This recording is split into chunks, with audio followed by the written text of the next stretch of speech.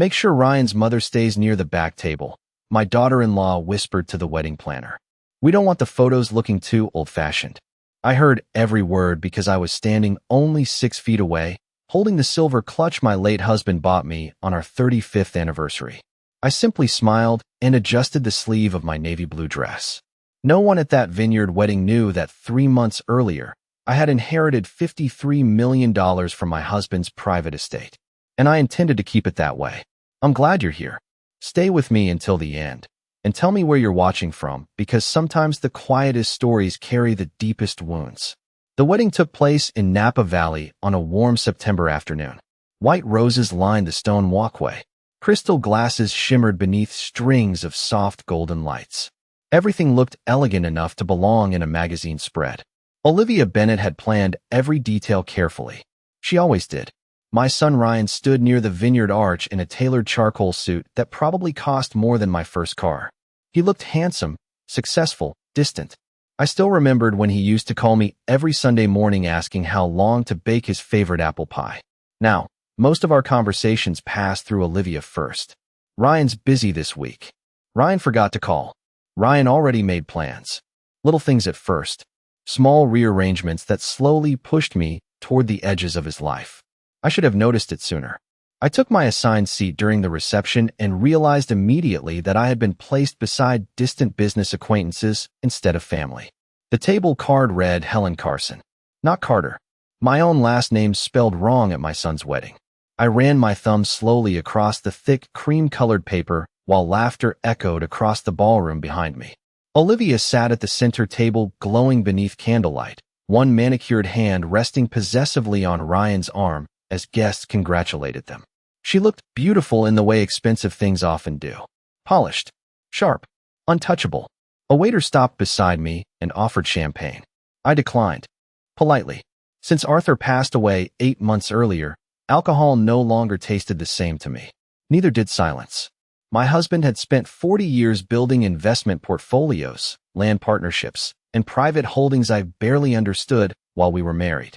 After his funeral, lawyers began calling me into quiet conference rooms overlooking downtown San Francisco. Numbers were discussed in calm voices. Trusts, shares, accounts, oil leases in Texas, defense contracts. By the end of it, one sentence changed everything I thought I knew about my future. Mrs. Carter, the attorney had said gently, your husband left you controlling interest over the entire estate. $53 million. Enough money to change generations. Enough money to reveal who people truly were. Across the ballroom, Olivia suddenly lifted her champagne glass and smiled directly at me. It was the same smile she always used when other people were watching. Sweet enough to fool strangers. Cold enough to make me feel invisible. The reception hall slowly filled with music and expensive laughter as the evening settled over the vineyard. Crystal chandeliers reflected against the tall windows, casting warm gold across the white linen tables. Everywhere I looked, people were celebrating something beautiful. Young couples danced near the marble bar. Waiters carried trays of miniature crab cakes and champagne flutes through the crowd. Someone near the piano laughed loudly enough to turn heads. And yet I had never felt more alone in my son's presence. I sat quietly at the edge of the ballroom, smoothing invisible wrinkles from my napkin while guests passed my table without stopping for more than a polite smile. No one meant to be cruel, at least not openly. That was the strange thing about humiliation at my age. It rarely arrived loudly. It came softly, through seating charts, forgotten introductions, half-finished conversations. Tiny exclusions that built slowly over time until you realized you had become decorative instead of important. A few tables away, Olivia stood surrounded by bridesmaids in matching pale green dresses. Even from a distance, I could tell she was performing. She touched people lightly when she spoke, tilted her head at exactly the right angle, laughed just long enough to appear warm without losing control. I remembered the first time Ryan brought her home almost 4 years earlier. She had shown up carrying a lemon pie from an expensive bakery downtown and complimented every room in my house before dinner was even served. Ryan says you make the best roast chicken in California, she told me that night with a bright smile. I wanted to believe her kindness was genuine. Maybe part of me still wanted to believe it now. But hindsight changes the lighting on old memories. Looking back, I saw things differently. The way she always redirected conversations back to herself. The way Ryan stopped visiting without scheduling it first. The way holidays slowly shifted away from my home. Olivia already made reservations. Olivia promised her friends we would stop by. Olivia thought it would be easier this year if we kept Thanksgiving smaller. Easier for whom was never asked out loud. The wedding planner approached my table holding a clipboard against her chest. "Mrs. Carter, we are about to start speeches," she said carefully. "The family tables near the front are full, but we can move you closer if you would like." I smiled gently and shook my head. "This is perfectly fine." She looked relieved and hurried away.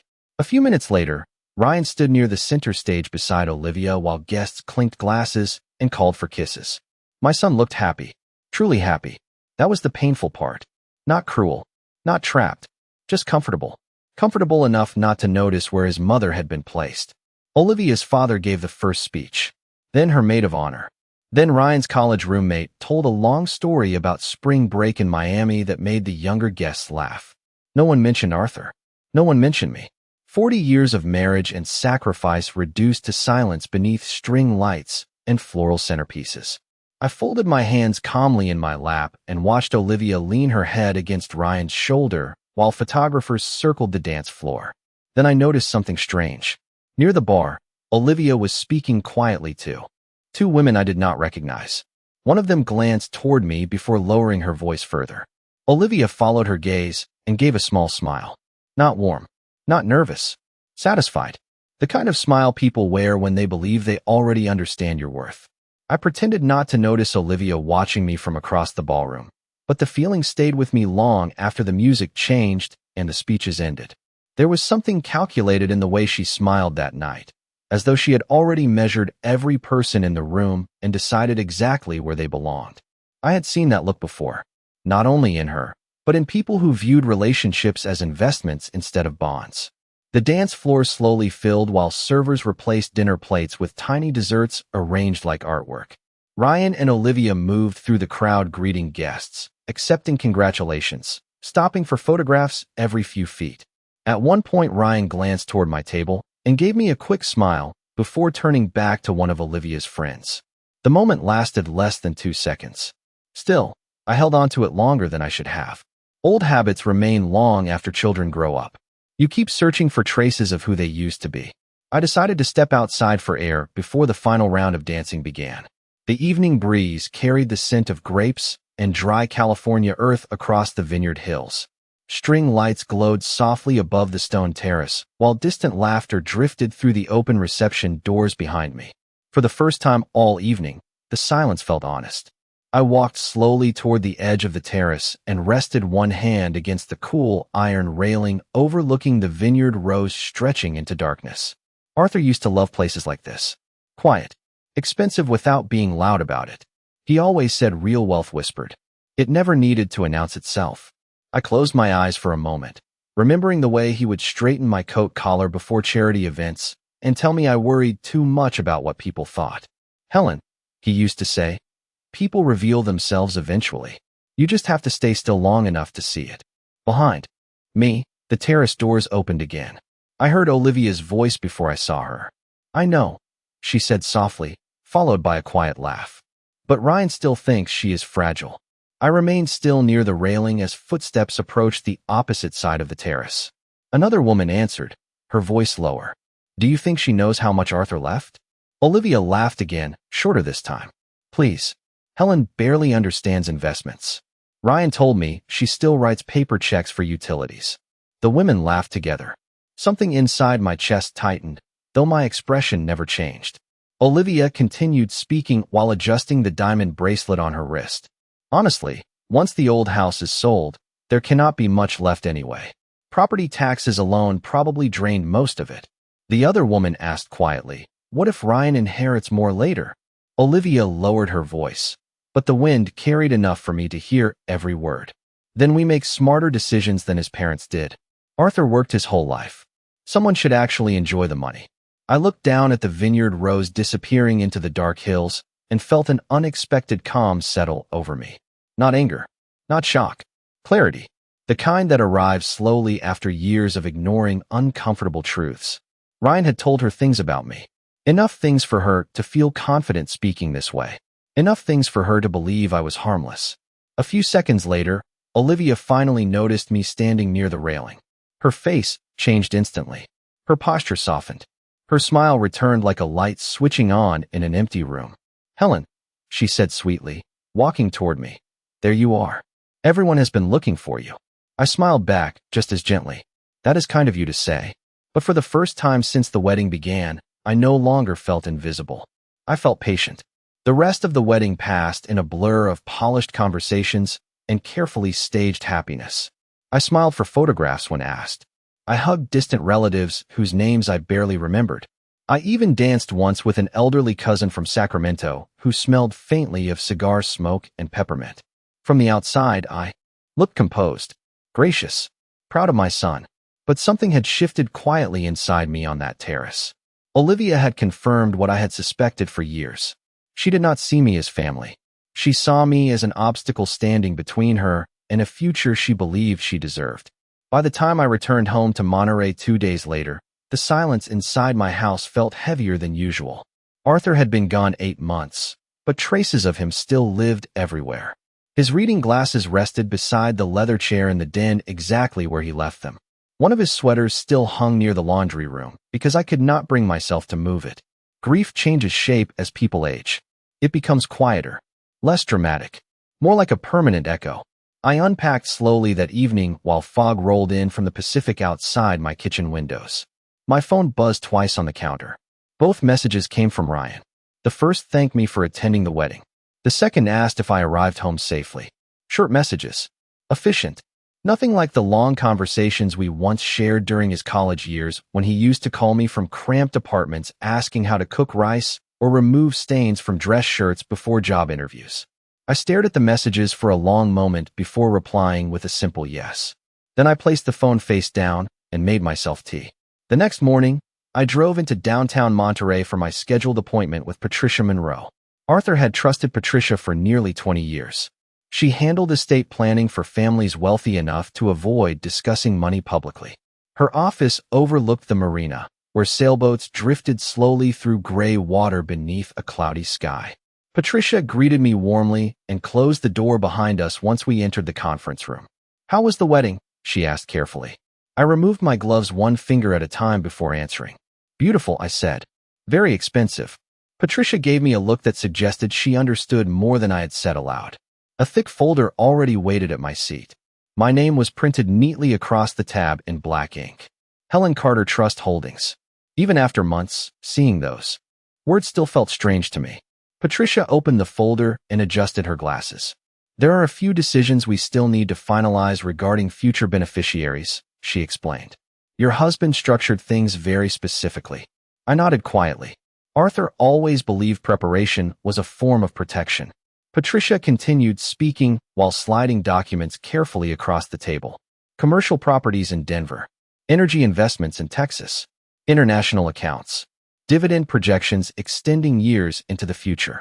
Numbers large enough to change entire bloodlines.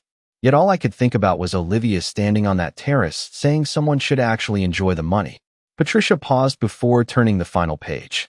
"There is one thing you should understand clearly," she said softly. "Ryan does not automatically control any portion of this estate unless you choose to release it."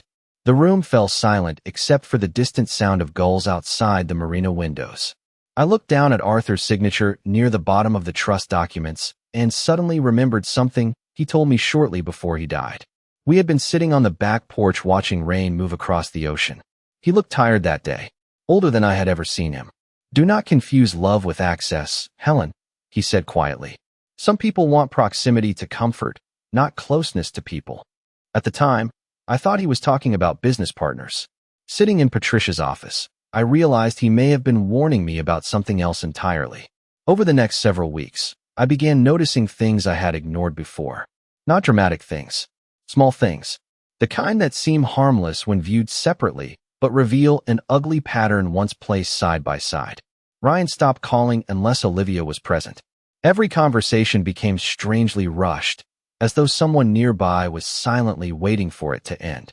If I mentioned Arthur, Olivia would quickly redirect the topic toward future plans. new investments, travel ideas, real estate markets in Arizona and Colorado. She spoke about money the way some people discuss weather. Casually, constantly. One Sunday afternoon they drove down to Monterey for lunch. I prepared grilled salmon, rosemary potatoes, and the lemon cake Ryan loved as a child. The table looked warm and inviting beneath the soft afternoon light spilling through the dining room windows. For a brief moment, watching my son laugh over coffee, I almost convinced myself the tension I sensed was exaggerated by grief. Then Olivia began looking around the house, not admiring it, evaluating it. Her eyes lingered on the staircase, the antique cabinets, the oceanfront windows Arthur spent years paying for. This place must be difficult to maintain alone, she said lightly while tracing one finger across the marble countertop. Properties this size can become overwhelming at your age. I smiled faintly and poured more tea into her cup. I managed just fine. She exchanged a quick glance with Ryan before continuing. Ryan and I were actually discussing retirement communities near Santa Barbara recently. Some of them are absolutely beautiful now. Private gardens, security staff, wellness programs. Ryan lowered his eyes toward his plate. Olivia just means there are options later on, he said carefully. Later on. I noticed how easily people begin preparing a place for you to disappear once they decide your life has entered its final chapter. I folded my napkin slowly before answering. That is thoughtful. Olivia smiled with visible relief, as though she expected resistance. You deserve to relax, she continued. You spent your whole life taking care of everyone else. The strange part was that the words themselves sounded kind. Anyone listening casually would have thought she was compassionate. But kindness has texture. Real kindness does not feel rehearsed. It does not arrive attached to calculations. After lunch, Ryan stepped outside to answer a work call, while Olivia remained in the kitchen beside me. She watched as I carefully wrapped leftover cake slices in foil. You know, she said casually, large coastal properties are selling for incredible prices right now. I kept my attention on the counter. So I have heard. If you ever decided to downsize, you could probably live very comfortably somewhere smaller. There it was. Again, not concern. Positioning. Like someone slowly moving chess pieces across a board while pretending not to play the game. I turned toward her with the same calm smile I had worn throughout the wedding. Comfort has never meant much to me, Olivia. She looked briefly surprised by the answer before quickly recovering. Of course, she said softly. I just worry about you being alone. Alone. Such a careful word. People use it often when they want to sound loving while discussing your removal from something. After they left that evening, I stood at the kitchen window watching fog drift across the cliffs beyond the highway. Arthur used to stand beside me there every morning, holding black coffee in one hand and financial newspapers in the other. Back then the house felt full. Not because of money, because it still contained trust. My phone buzzed later that night with a message from Ryan. Thanks again for lunch, Mom. Olivia thinks you should really consider simplifying things eventually. I stared at the screen for several seconds before placing the phone down beside me. Then I walked quietly into Arthur's old study, opened the lower desk drawer, and removed the thick folder Patricia had prepared for me earlier that month. For the first time since the funeral, I began reading every page carefully. For the next several months, I allowed them to underestimate me. There is a strange freedom in being dismissed by people who believe they already understand you. I stopped correcting small assumptions. When Ryan asked whether I still balanced my checkbook by hand, I smiled and said old habits were hard to break. When Olivia explained mobile banking to me at dinner one evening, as though speaking to someone 20 years older than I was, I thanked her politely and pretended to take mental notes. The performance became easier with time. In truth, I had spent nearly every morning reviewing investment summaries with Patricia over secure video calls while drinking coffee beside the Pacific. I learned more about finance in 6 months than I had during my entire marriage. Arthur once handled those conversations because I trusted him completely. After his death, I realized trust and knowledge should never live separately. One rainy Thursday afternoon, Ryan and Olivia visited unexpectedly on their way back from San Francisco. Olivia entered the house carrying designer shopping bags and the faint scent of expensive perfume, while Ryan looked distracted by emails flashing across his phone screen. They stayed just long enough for coffee before Olivia casually mentioned a property they had toured in Marin County. It is incredible, she said, stirring oat milk into her cup without looking up. Ocean view. Private gate. Wine cellar. The kind of place you buy once and keep forever. Ryan smiled faintly. It is probably outside our range right now. Olivia laughed softly. Not necessarily. The room fell quiet for a second too long. I noticed Ryan glance toward her before quickly reaching for his coffee. Small moments reveal more than arguments ever do. Olivia leaned back comfortably in her chair. Honestly, with proper family planning, opportunities open up faster than people think. Family planning. Such careful wording. Clean. Respectable. Empty enough to hide intention beneath it. I folded my hands calmly in my lap. I imagine patience matters too. Olivia smiled at me in the same measured way she smiled at hotel staff and charity donors. Of course, but sometimes holding on to large homes and outdated assets creates unnecessary burdens for everyone involved. Ryan shifted slightly in his seat.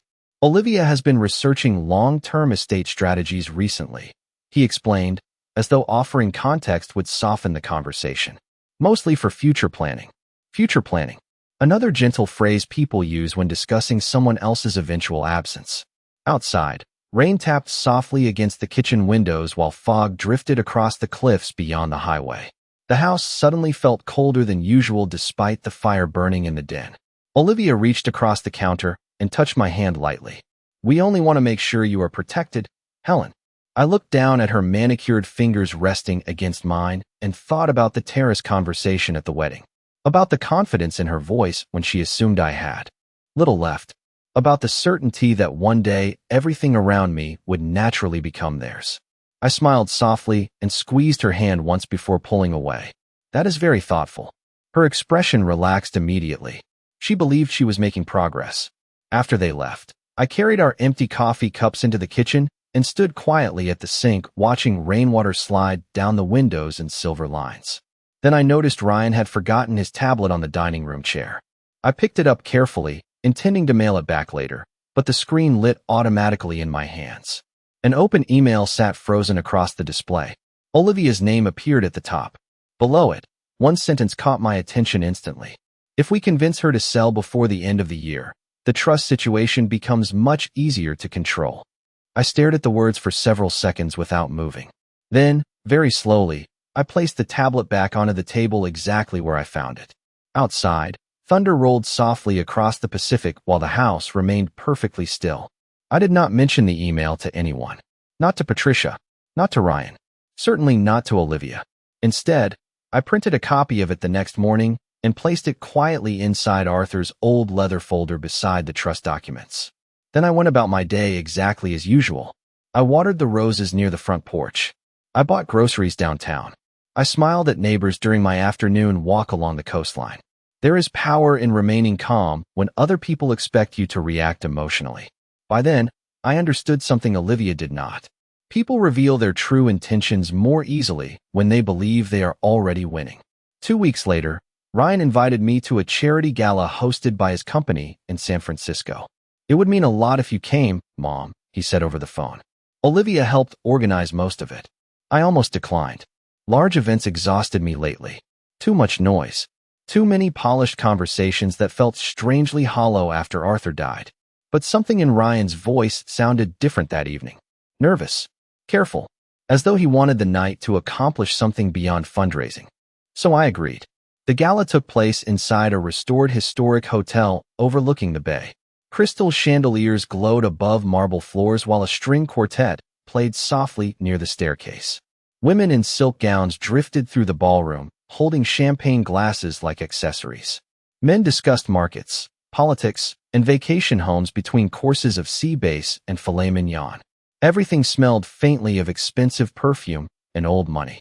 Olivia greeted me near the entrance wearing a silver gown that caught the light every time she moved. Helen, she said warmly, kissing the air beside my cheek. You look beautiful tonight. I thanked her quietly. She linked her arm through mine and guided me into the ballroom with the polished confidence of someone introducing a distant relative at a business event rather than family. Throughout the evening, I noticed subtle things. Olivia introducing me simply as Ryan's mother instead of using my name. The way she explained basic technology to me in front of younger guests. The way certain conversations suddenly stopped when I approached. None of it was openly cruel. That was what made it effective. Public humiliation among wealthy people rarely arrives through insults. It arrives through reduction. You are slowly made smaller in front of others until eventually people begin accepting the smaller version as truth. During dinner, Olivia stood beside the microphone to thank sponsors and guests for attending. She looked elegant beneath the ballroom lights, poised and perfectly rehearsed. Near the end of her speech, she smiled toward my table. And of course, she said lightly, special thanks to Ryan's adorable mother Helen for joining us tonight. She still refuses to trust online banking, which honestly, I find kind of charming. Soft laughter moved across the ballroom. Not cruel laughter. Comfortable laughter. The kind people use when they want to signal belonging. I noticed Ryan smile faintly into his wine glass instead of correcting her. I lowered my eyes toward my untouched dessert plate and folded my napkin carefully in my lap. Then, a few moments later, something unexpected happened. A tall man in his 60s approached our table from across the ballroom. His silver cufflinks reflected beneath the chandelier lights as he stopped directly beside my chair. "Mrs. Carter," he said warmly, extending his hand. "I hoped I might see you tonight." I recognized him immediately. Charles Whitaker, senior chairman of the investment firm managing Arthur's estate holdings. Conversations near our table slowly quieted. Olivia looked briefly confused before offering a polite smile. Charles continued speaking while shaking my hand. "The board is still waiting for your final approval regarding the restructuring of the $53 million portfolio." Silence spread across the table so quickly it almost felt physical. I looked up slowly and met Olivia's eyes for the first time that evening. Her smile had disappeared completely. The silence at the table lasted only a few seconds, but it felt long enough for every relationship in the room to rearrange itself. Charles Whitaker stood calmly beside my chair, unaware that he had just shattered the version of me Olivia had spent years carefully constructing for everyone around her. Ryan stared at me as though seeing a stranger for the first time. Olivia recovered faster. She always did. Her smile returned quickly, though tighter now, less natural. 53 million, she repeated softly with a short laugh that sounded almost rehearsed. "That is incredible. Helen, why did you never say anything?" I folded my hands neatly in my lap before answering. No one asked. Charles seemed to sense the sudden tension surrounding the table. He gave me a polite nod and lowered his voice. "Please call me next week regarding the board approvals." Then he excused himself and disappeared back into the crowd near the ballroom entrance. But the damage had already been done. Or perhaps the truth had finally arrived. Ryan leaned closer immediately. "Mom," he said quietly. What portfolio was he talking about? His face had lost all color. Across from him, Olivia sat perfectly still, though I noticed her fingers tightening around the stem of her wine glass. I looked at my son calmly. "Your father left extensive holdings behind after he passed." Ryan blinked several times as though trying to process the sentence. "Extensive." Olivia finally spoke again, her tone carefully softened. "Helen, this is wonderful news. We had no idea you were handling all of that alone." Alone. Interesting how quickly the word changed meaning once money entered the room. Earlier in the evening, she used it to make me appear fragile. Now she used it to sound concerned. I gave a small smile. I managed just fine. The rest of the gala unfolded awkwardly after that. Conversations around us became strained. Guests who barely acknowledged me earlier suddenly approached the table with warm smiles and renewed interest. A venture capitalist asked if I attended charity auctions often. A woman wearing emerald earrings complimented my dress twice within 5 minutes. Even the waitstaff seemed slightly more attentive. Wealth does not only change how people see you, it changes how they believe they should be seen by you. Ryan barely touched his dinner for the remainder of the evening. Olivia, however, became unusually affectionate. She rested her hand on my shoulder while speaking. She asked whether I needed anything. She insisted on walking me toward the valet station personally after the event ended. The performance would have been impressive if I had not already heard the truth months earlier on the terrace. Outside the hotel, cool bay air moved through the streets while black luxury cars lined the curb beneath glowing city lights. Ryan finally stopped beside me near the valet stand. "Mom," he said carefully, "why did Dad never tell me about any of this?" I looked at him quietly for several seconds before answering. "Your father believed money should be handled responsibly." Ryan frowned slightly. "You know that is not what I mean." Before I could answer, Olivia stepped closer beside him. Ryan is just shocked, she said smoothly. This is a lot to process. Then she turned toward me with a softer expression. Honestly, Helen, you should have told us sooner. Families are supposed to help each other navigate these things. Navigate. Another polished word hiding appetite beneath concern. I looked directly at her for the first time that night. Families are also supposed to protect each other from being treated like burdens. The smile disappeared from her face instantly. Ryan looked between us in confusion. What does that mean? He asked. I adjusted my coat slowly against the cold San Francisco wind. It means your father understood people better than I realized. The valet pulled my car toward the curb a moment later. I thanked him, accepted my keys, and turned back toward Ryan one final time. He looked unsettled now, nervous in a way I had not seen since he was a teenager caught hiding something. Olivia remained silent beside him, but her expression had changed completely. For the first time since entering our family, she no longer looked confident. She looked calculating. Everything changed after the gala, though not in the dramatic way people imagine when money enters a family. There were no screaming phone calls, no public confrontations, just a slow shift in tone so obvious it almost became painful to watch. Ryan began calling every morning. Olivia suddenly wanted weekend lunches in Monterey. Flowers started arriving at my house for no particular reason. Expensive candles, gourmet gift baskets, handwritten notes asking how I was feeling. The performance would have been almost touching if it had arrived before Charles Whitaker spoke in that ballroom. One afternoon, about 3 weeks after the gala, Ryan asked if he and Olivia could stop by to discuss family planning matters.